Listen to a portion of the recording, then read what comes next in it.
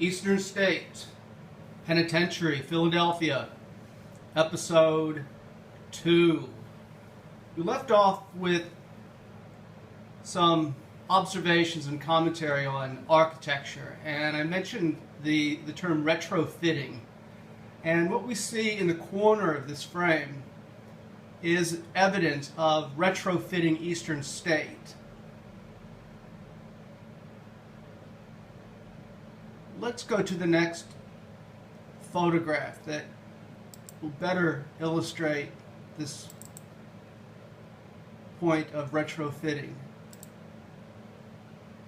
Obviously, de Havilland, the architect, did not intend to have a sentry box placed on the corner of the facade. So let's consider how these institutions evolve over time and how they adapt to social and cultural as well as correctional shifts. So we have an earlier period of Eastern State when the prisoners were being held in solitary confinement. I mentioned in the previous episode they were blindfolded. It's better to say that they were hooded when they were being transported between their cells and another part of the institution. We're going to see evidence of that later, but the point is that they were in total isolation. And by the turn of the century, that system, after decades of experimentation, pretty much was abandoned, the Pennsylvania system.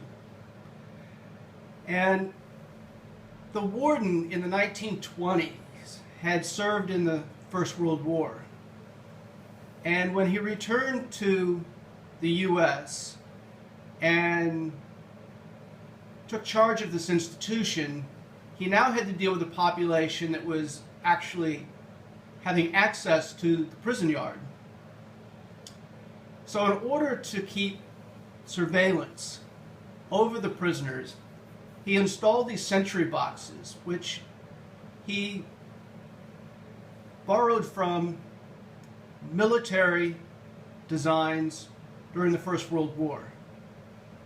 And that's why it stands out as different from the original design. And the sentry box provided surveillance not only over the population of the prisoners who were congregating in the prison yard, but also provided surveillance on the outside of the institution for purposes of detecting plots and plans to facilitate an escape. And there were escapes. More about that later.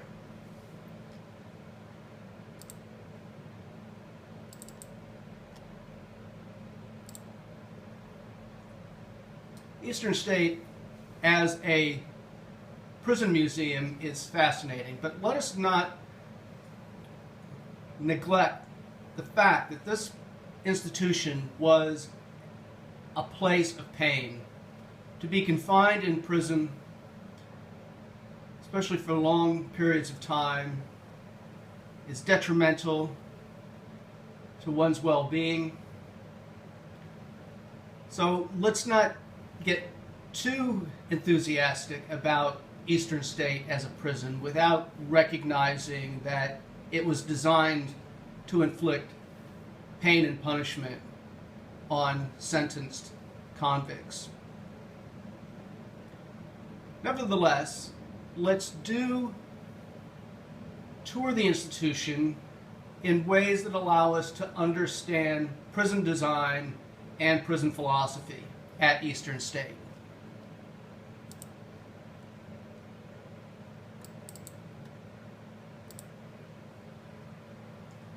Eastern State Penitentiary figures prominently in my book titled Escape to Prison: Penal Tourism and the Pull of Punishment.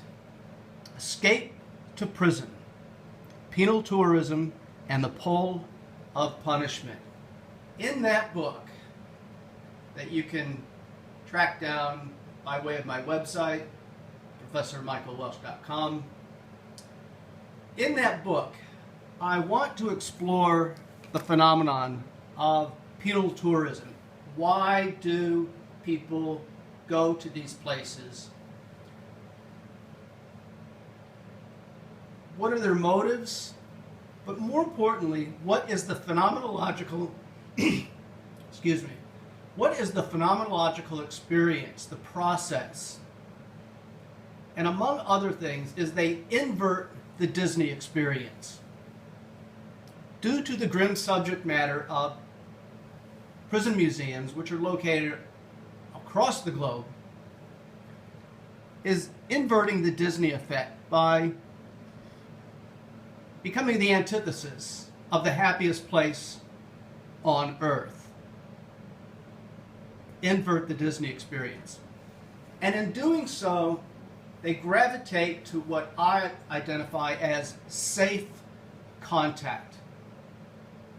They engage in a visit that appears to have elements of danger without being harmed.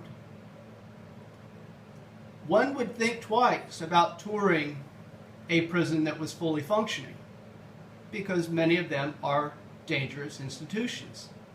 And for a civilian, a visitor, to simply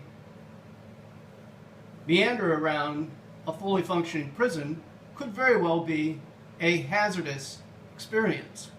So prison tourists want safe contact. The prison experience is also made up of contributions from museum studies. And museum studies, as I write in my book, offer a trinity of concepts: objects, images, and space. Objects, images, and space. Let's explore the third wing of that trinity.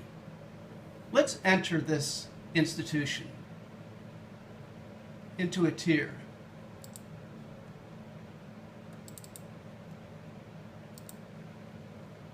And what we see is authenticity. Tourists, visitors to prison museums want a sense of authenticity. They want to be convinced that what they're observing, what they're witnessing, is something that is real, even if it's drawn from the past. And this is the space that I want to comment on. You notice that its age is showing. There's a poster in another part of the institution that says, "Why don't you fix this place up?" Well, the conservationists wanted to preserve the ruins of this institution. They didn't want to recreate what it might have looked like in the 1820s or the 1850s. They wanted to keep it from falling into further disrepair.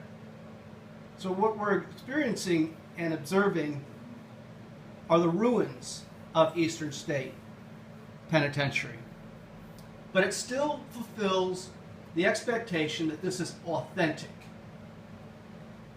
And authenticity is also grounded in sightedness. Let me repeat that. Sightedness. It's a sight. And when we go to these sites, we experience its qualities from the standpoint of phenomenology. We absorb its surroundings. And it's convincing, it's authentic, because we're actually in a particular site.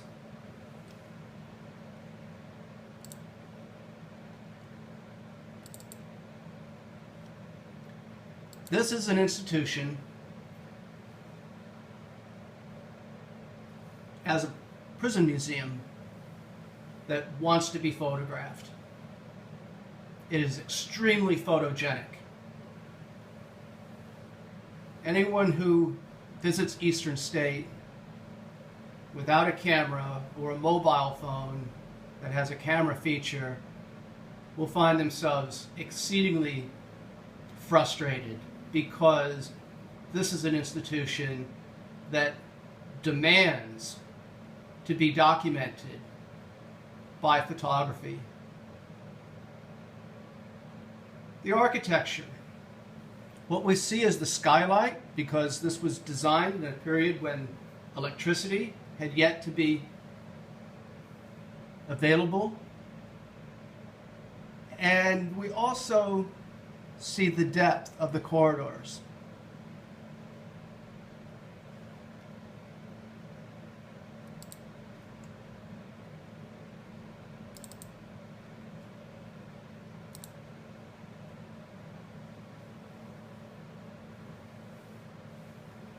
A very impressive institution.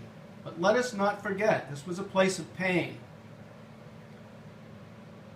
This institution is being repurposed, not as a correctional facility, but as a historical site that provides evidence of American and Pennsylvanian penal philosophy.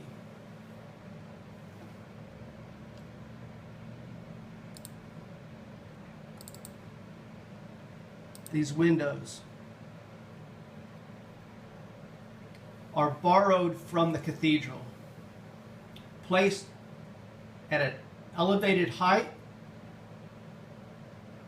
that draws the eyes, the vision, upwards to the heavens. And that's just one of the many religious influences on prison architecture, and especially at Eastern State. Let us pause.